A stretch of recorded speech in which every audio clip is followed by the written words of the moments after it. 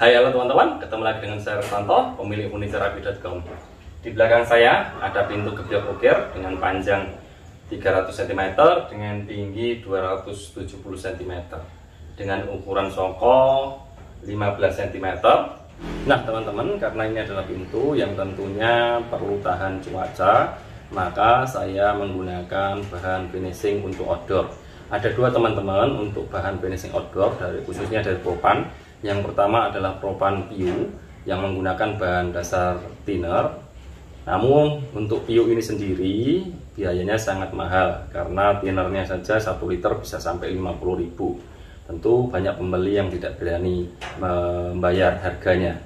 Namun kali ini saya menggunakan Propan Ultran Lasur yang dimana bahan finishing ini bisa untuk outdoor. Jadi dia menolak air, tahan cuaca, dia tidak berjamur, daya rekatnya cukup baik ya. Nah teman-teman, yang menjadi pertanyaan teman-teman adalah kenapa sih harus menggunakan bahan finishing outdoor. Jadi teman-teman, kalau teman-teman mempunyai pintu ataupun furniture yang memang letaknya di outdoor, paling tidak meskipun di teras dengan tampias air hujan dan sinar matahari, maka menggunakan Propan Ultran Lasur adalah solusi yang terbaik. Jangan semua disamaratakan menggunakan melamin atau NC, maka tidak akan bertahan lama. Karena finishing itu sendiri, yang pertama fungsinya adalah untuk mempercantik furniture itu sendiri, sedangkan yang kedua adalah untuk melindungi kayu supaya kayu awet. Air tidak mudah meresap dan finishingnya pun juga awet. Jadi mari ikuti teman-teman setiap proses demi proses supaya teman-teman mempunyai pengalaman, experience baru di bidang furniture. Kalau teman-teman mau order, silahkan hubungi nomor saya ada di deskripsi. Jangan lupa untuk di like, di share, dan di subscribe. Saya berdoa untuk teman-teman yang sudah subscribe channel ini, semoga selalu diberikan kesehatan, panjang umur, apapun yang dilakukan boleh senantiasa berhasil. Mari kita ikuti video ini sampai selesai. Nah teman-teman, setelah proses produksi selesai dan kita bongkar, nah sebelum kita gerinda maka hardware untuk engsel kita copot semua supaya untuk mempermudah saat nanti penggerindaan.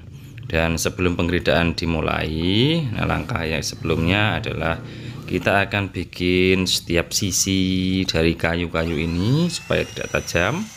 Seperti biasa, ciri khas dari furniturerapi adalah tidak ada satupun sisi yang tajam. Nah untuk itu kita akan loter menggunakan mata loter R5 mili, dan seperti ini pengerjaannya. Jadi semua kita bikin tidak tajam. Dan nanti misalkan ada bagian-bagian yang tidak dapat terjangkau oleh mesin profil, maka nanti kita akan menggunakan gerinda. Nah kita lihat seperti ini teman-teman ya hasilnya untuk memakai mata profil R5 ya.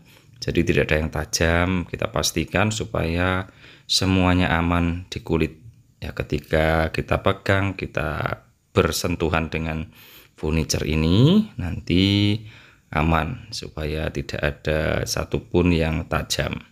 Ini adalah salah satu ciri khas dari furniturerapi. Setiap produknya akan kita buat seperti ini. Nah kita juga sambil jemur supaya semakin kering. Untuk pintu kita posisikan seperti ini supaya tidak melengkung. Ini untuk sokonya, ukirannya teman-teman bisa lihat ya, ukirannya pun cantik, memang sudah profesional di bidangnya, jadi bukan sekedar asal tukang ukir ya. Kita lihat ya, kedalamannya juga bisa kita lihat, jadi ukirannya memang benar-benar cantik.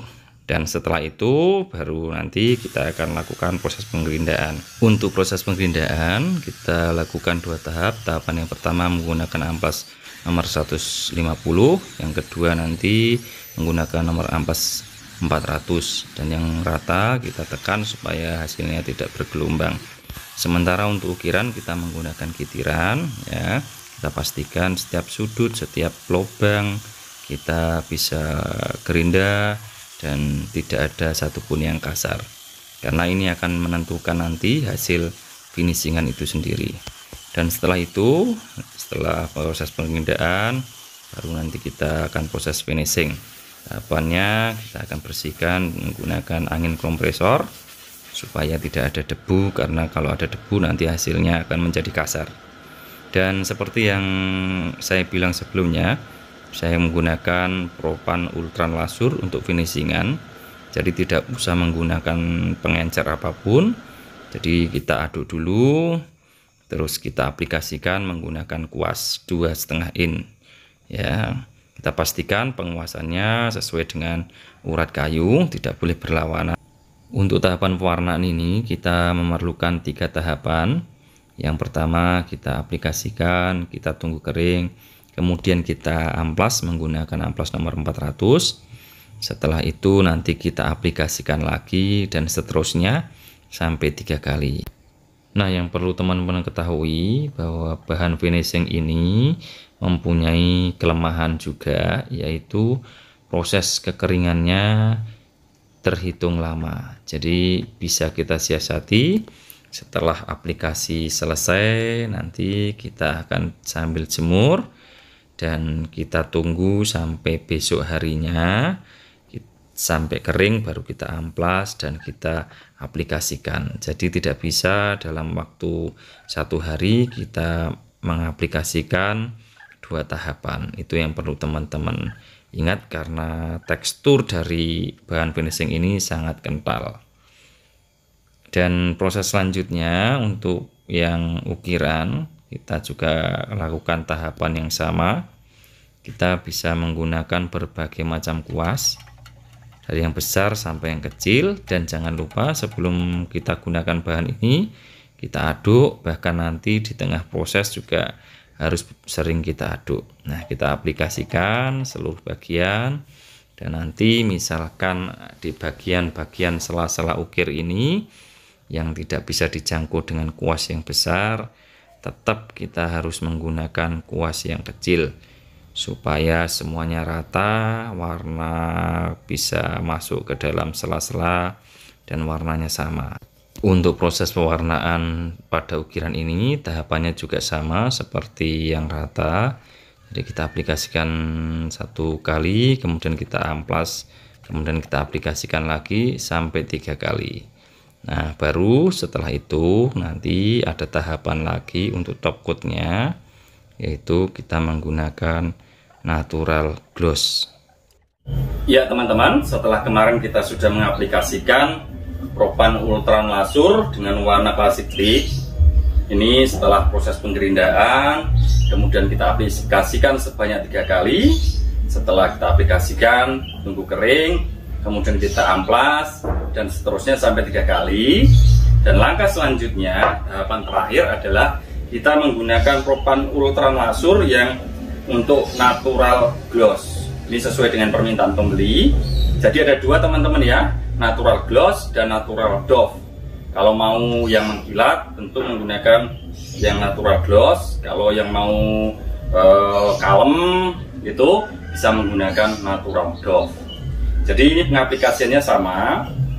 Setelah kita amplas, kita aplikasikan, kita tunggu kering, benar-benar kering, kita amplas lagi, kemudian kita aplikasikan, tunggu kering, kita amplas, kemudian kita aplikasikan untuk yang terakhir kali.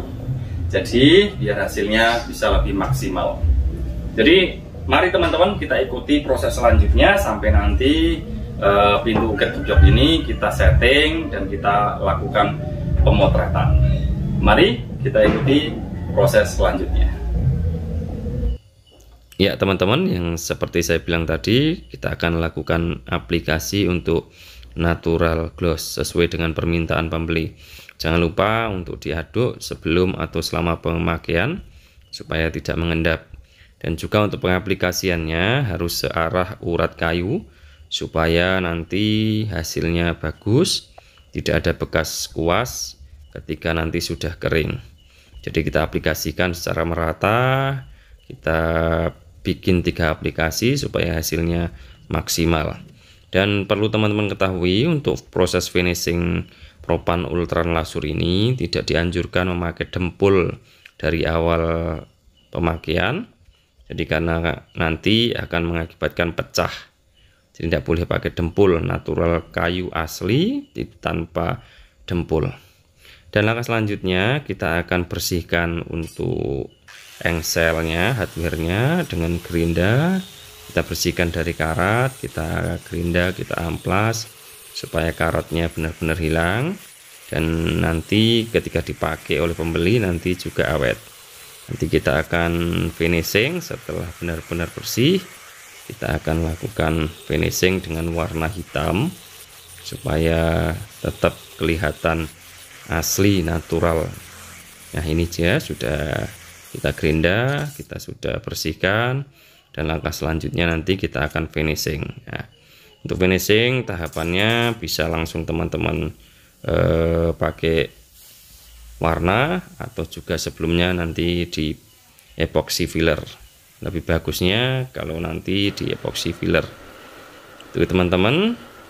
Dan setelah itu nanti setelah kering kita finishing satu sisi dulu. Setelah kering nanti baru kita balik dan kita tunggu sampai kering. Setelah kering baru nanti kita pasang kembali hardware-nya. Kita menggunakan skrup yang warna hitam supaya sesuai dengan warna finishingan dari hardware ini. Dan setelah itu nanti baru di setting. Video settingnya nanti akan ada terpisah, jadi saya akan tampilkan linknya di deskripsi. Teman-teman nanti bisa tonton.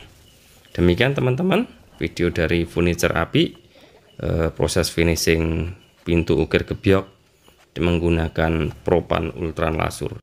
Jangan lupa untuk di like, di share, dan di subscribe supaya teman-teman tidak ketinggalan video-video saya selanjutnya.